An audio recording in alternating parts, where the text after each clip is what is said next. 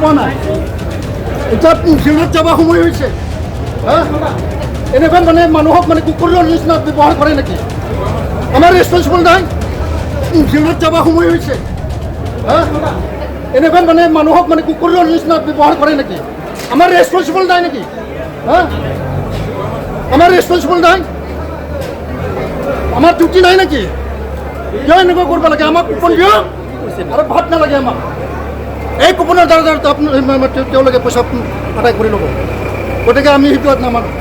DC ছাৰক অনুৰোধ জনাইছোঁ এওঁলোকে বিল যদি নিদিয়ে বিল বন্ধ কৰি দিয়ক আমি ভাত খাব পৰা নাই ছাৰক বিনম্ৰণ জনাইছোঁ ডিচি ছাৰক যাতে এই মালিকে যিটো কণ্টেক্ট লৈছিল এই কণ্ট্ৰলটো শেষ কৰিব লাগে পইচা দিব নালাগে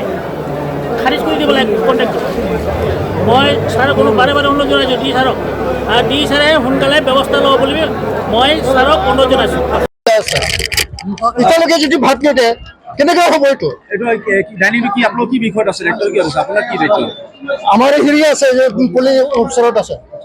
এতিয়াতো ফিল্ডত যাব লাগে আমি এতিয়ালৈকে আমি 1 ঘণ্টা পৰ্যন্ত পঢ়িলোঁ ভাত নাই ভাত নাই একো নাই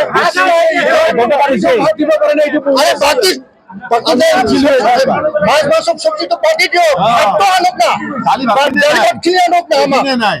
এইখিনিয়ে নাই এনেকুৱা হ'লে কেনেকুৱা হ'ব কোনো অহা নাই